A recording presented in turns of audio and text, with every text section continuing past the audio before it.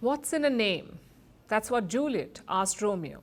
Too bad she did not pose this question to taxonomists, because then she would have been bombarded with answers.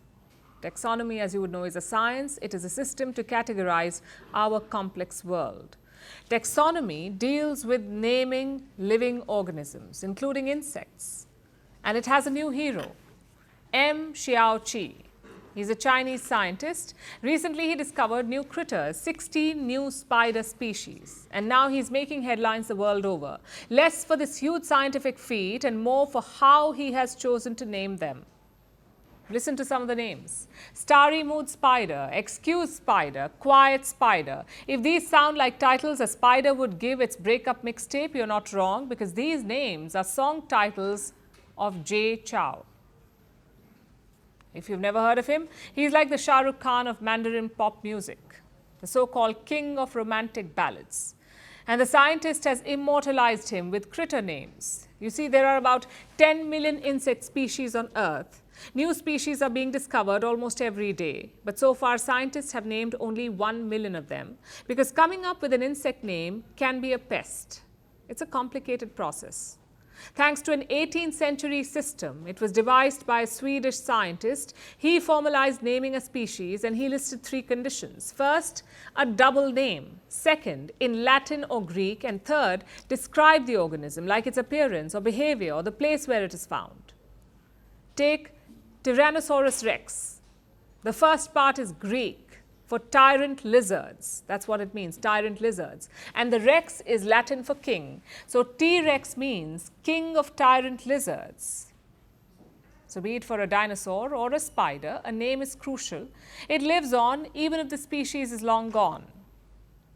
That is why there is a system in place. But today the same system has fueled a huge debate. Many modern scientists see it as gatekeeping. They want to make the names more relatable. They want more people to pay attention. And that is why pop songs have inspired spider names. Why a fly is named after Beyonce. Why a deadly spider is named after Angelina Jolie. Or why many scientists are sidestepping Latin. They want to show cultural diversity instead of a colonial dead language. So new discoveries are increasingly being named in local languages. Like in 2023, a new butterfly species was discovered in southern India. Its name has a Tamil word, which has helped boost its popularity. So there is national pride in names and even rebellion. Like in China, to bug President Xi, in 2016 a beetle was named after him. In similar fashion, in 2005, the beetles made a comeback in the US when researchers named slime mold beetles after former President Bush and his colleagues. But jokes aside, it is not always wise to ignore the rule book. One of the most infamous examples is this tiny blind orange beetle. It is found in Slovenia's caves and it was named to honor you-know-who, Nazi leader Hitler. And now it is stuck with this name, thanks to international regulations which make it nearly impossible to change scientific names. Though if it were possible, no one would be happier than this butterfly. So my point is simple. There is so much in a name, even if it's an insect's name.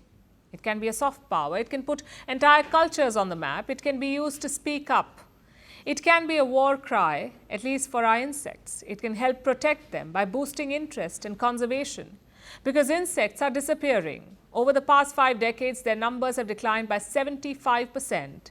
Of those that remain, 40% could become extinct over the next few decades. And we don't want to live in a world where insects do not exist, because their unpaid labor helps feed us. It helps us survive.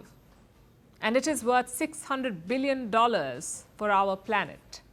Sure, their taxonomy could use some fine-tuning, but it is the foundation of research. And if done right, it is the bee's knees for insects. From breaking news to the day's biggest controversies, shedding light on the world's top headlines, detailed analysis on the stories that matter the most to you. Catch it all on Spotlight at 6 p.m. India time and 12:30 GMT, only on Firstpost.